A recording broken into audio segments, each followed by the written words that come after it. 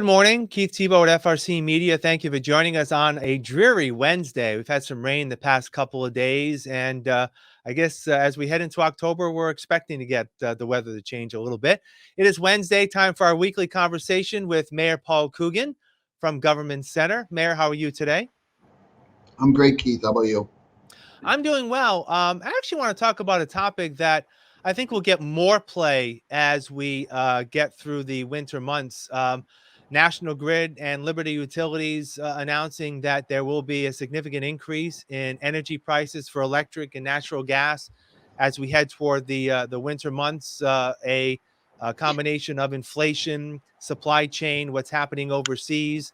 And I know today, actually, people who may have watched this event may have already happened. You're heading to an event where the state is coming down, environmental officials, to talk about how a local company in Fall River, an auto body shop, can save money on electricity by having some efficiencies done. I'm sure your office will get some questions when people start getting their electric bills this winter and fall. When you get those questions, how do you deal with that? How do you drive them to get some help? Well, obviously, we partner with Citizens for Citizens, and they have their heating fund. There's a couple of ways we can do this, and I think Mike Dion has some money to support people. But National Grid and Liberty both told us to look for significant increases this year. There are some things they can do. One of the suggestions was Liberty said they should contact the office now and put themselves on a full year payment so that it spreads it out a little bit. That's something anyone can do right now. And obviously, with the meeting today with Mass Save and energy audits, if people need support with that, they can either call the mayor's office or Citizens for Citizens is the one that handles it. And we'll work with them. Let's hope we have a mild winter. But with the rates they're talking about going up, it's going to be a struggle for some families, and we know it. Yeah, I know that with the energy audits, people need to know that this is a free service that the utility company provides. I had that done in my house a few years ago, where they actually come in, look at ways where you can save money. They'll actually replace some light bulbs for more energy efficient light bulbs in your house, and it's all free. It's part of what you pay and what the state contributes to this program. So something to keep in mind as you start looking at your energy bills. And you mentioned the fact is a yearly payment plan will spread things out where you won't get that big hit in the winter. You Right. also won't get maybe the lower rates, especially with heat during the summer, but at least it spreads it out. Um, this brings me to, and I mentioned to you before we get started, I'm going to be a Danny Downer. Soon we're going to be having winter, and that means snow. I know that the city has contracted for individuals to work with the city as snow plows. Is the city beginning that process of looking for people who can help out the city clear the streets this winter? Yeah, we had a meeting last week with myself, Seth, and Charlie Denmead to look at a way to make our rental rates for snow removal equipment more competitive. And I think we're going to pretty much follow what the state does so we can get some people in here. At the same time, we're trying to adjust some of our salaries across DCM to allow us to hire more CDL drivers. As you know, we bought a ton of brand new snow removal equipment a few years back, and we want people that are qualified driving those pieces around. So maybe that kind of a combination with upping the rates a little bit to make us competitive, and at the same time getting our in-house team going and full. We need to bring in about, I think, 3 or 4 more CDLs. We may have a shot to get our way through it. We're going to get through it. It's just a matter of how we do it. And was last year, obviously, we had a relatively mild winter, not very many big storms last year. And let's hope that's the case again this year. Was the city a little understaffed in terms of plows last year? I mean, it didn't appear that that was the case, again, because of the weather we had.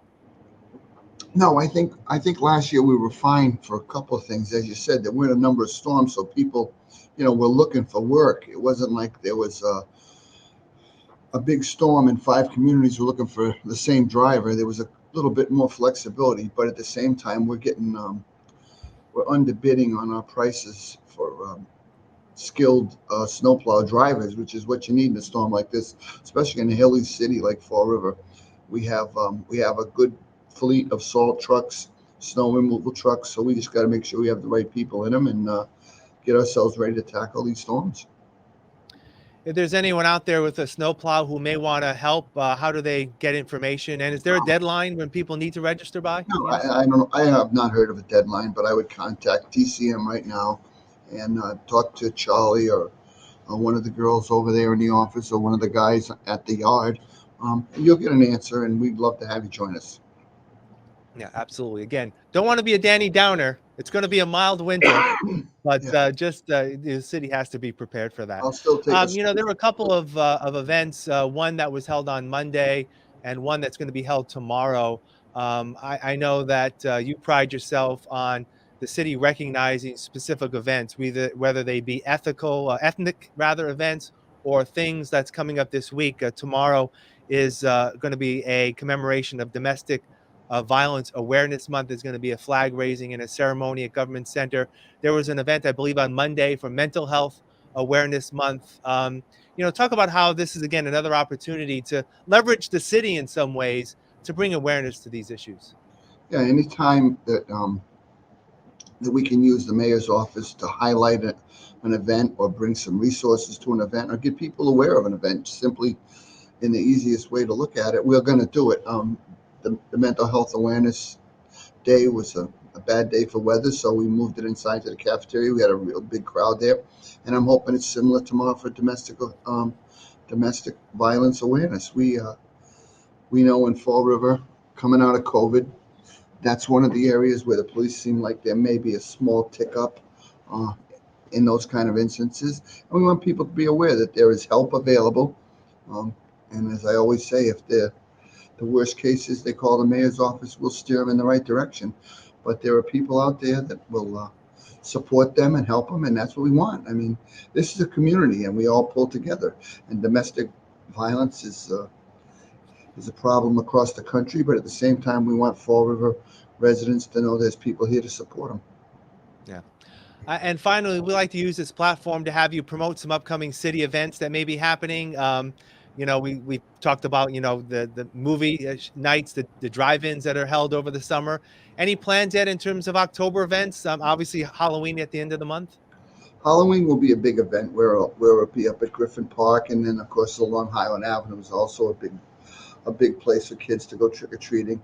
November, obviously, we're going to be getting ready for the Christmas parade and lighting the tree.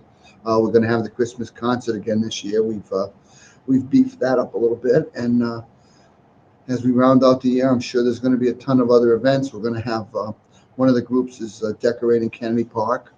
There's going to be stars and lights, and give people a Christmas feel with some hot chocolate. So there's going to be a lot of things going on, but I got to say right now we got a kind of a quiet week, so let's get through it and get ready to ramp up. Absolutely. We'll cover all these as they come up, I'm sure. All right, Mayor Paul Coogan, as always, thank you for your time. We'll talk next week. Okay, Keith, thank you. All right. And thank you for joining us, as always, here in FRC Media. Have a great week.